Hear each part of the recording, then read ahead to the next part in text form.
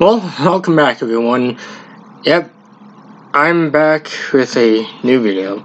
Because this is for a top 10.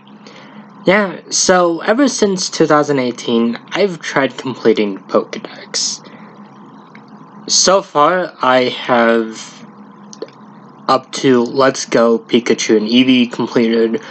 Although currently I am working on Sword and Shield and the remaining Gen 8 and Gen 9 games. Through this time, I've gotten attached to various Pokemon, and to relive those memories, I decided to go through my favorite Pokemon through each region. Now a few ground rules for these videos.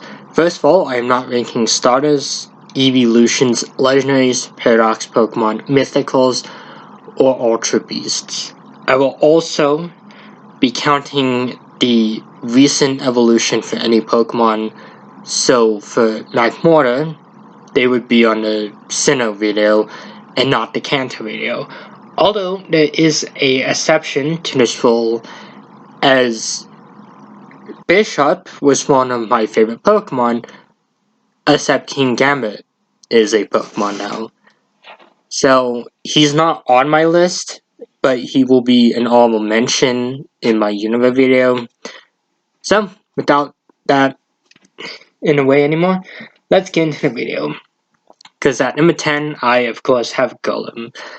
Golem isn't always the most well-liked Pokemon. In fact, people didn't like its Alola form. But Golem has always been one of my favorite Pokemon. It's always been a useful Pokemon, as I've had it on quite a few teams, and in my opinion, it is at its most usefulness in the Johto and Sinnoh games, as it definitely helps a lot against the first 4 gym leaders in Johto and against the Team Galactic runs in the Sinnoh games. And of course, at number 9, I of course have Kabutops.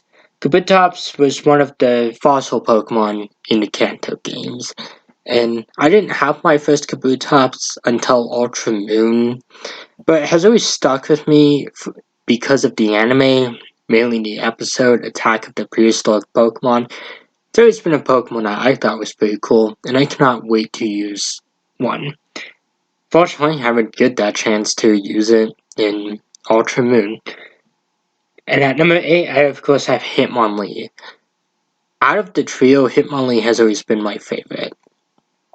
Hitmonchan isn't bad, but I personally like Hitmonlee a lot better. I've had it on quite a few teams, and it's always definitely proven to be a wonderful Pokemon, and I look forward to using it again. And at number 7, I of course have Vileplume. Vileplume is more of a recent Pokemon that I started liking. I didn't have a Vileplume until my run of Soul Silver back in, I think, 2021. And I'm glad I gave it a chance. Personally, I think I like Victory Bell a lot more. Vileplume is definitely a fun Pokemon. And it's I guess, I don't know how to describe it, but Bellossom, its counterpart, isn't that bad either, and is a Pokemon I would definitely recommend. And at number 6, I of course have Venonat.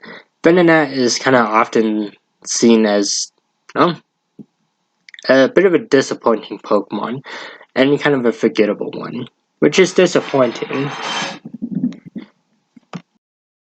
Yeah, sorry about that, cats acting up. But as I said about Vileplume, Venomoth, it's definitely a forgettable Pokemon to a lot of people, but to me, it's always been an interesting Pokemon. Although, I didn't really get attached to it until really kind of recently. I've used them before, but my first playthrough that I actually had one on my team was back in Crystal, like, late 2021. And it's definitely a fun Pokemon, and I hope it gets more recognition. but I can see why it gets outclassed by some Pokemon, which is unfortunate.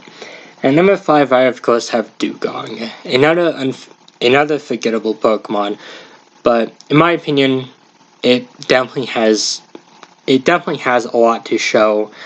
It's an Ice Water type, which is a pretty decent combination and learns some really good moves, but unfortunately it does get outclassed, as you can get other water types that kind of do a better job very early on in the game.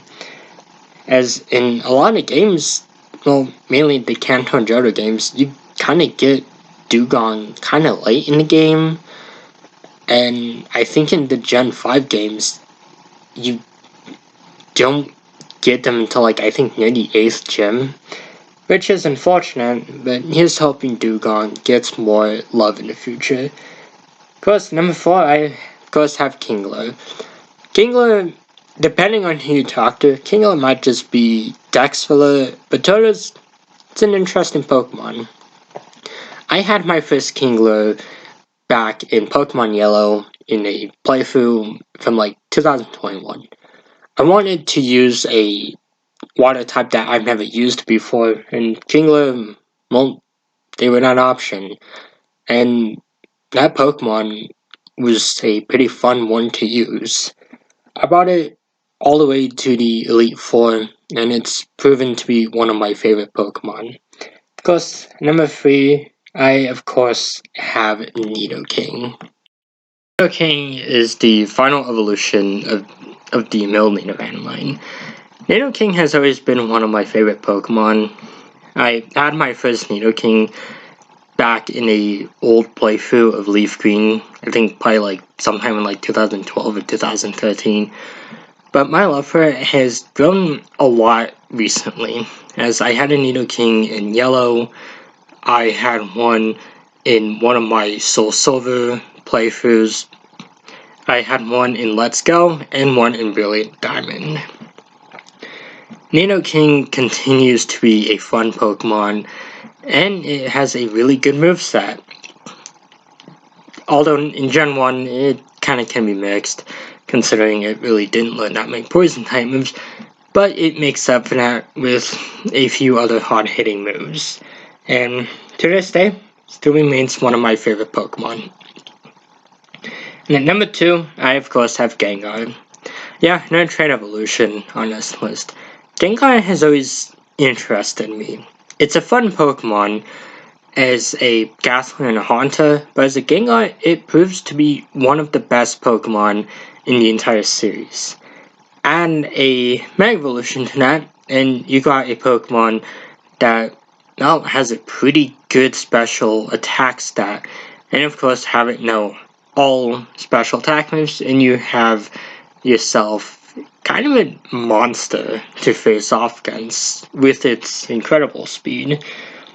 Gengar has grown on me a lot over the years, and I will always take the chance to use a Gengar. I even almost used one in Violet until realized I couldn't trade. But of course, that's another story. Of course, before I get to my number 1 pick, I just want to give a few honorable mentions to Victreebel, Beedrill, Jinx, and Cloyster. Well, they're not on this list. These are Pokemon that I've grown attached to over the years. They're fun Pokemon, even though they might not be liked as much as some of the newer ones, but they are ones I definitely would recommend. Of course, at number 1, I of course have Butterfree. Butterfree is my favorite Kanto Pokemon, and probably up there among my favorites. This is a Pokemon that I've used pretty much in at least every generation, aside from the 9th gen games. I've had at least one Butterfree on my team, or at least in one game per generation, since I've been completing the Pokedexes, and it's become one of my favorite Pokemon. It has such a good moveset, and its ability, Compound Ice, is also pretty good. And it's also useful outside of battle due to its boost to affect held items. And, well, I will never play a game and not have Butterfree somewhere on my team, or at least serving a supportive role or something. But these are my favorite Kanto Pokemon. I'll of course be going through the other regions and picking out my favorites, so stay tuned if you're interested. Until then, goodbye.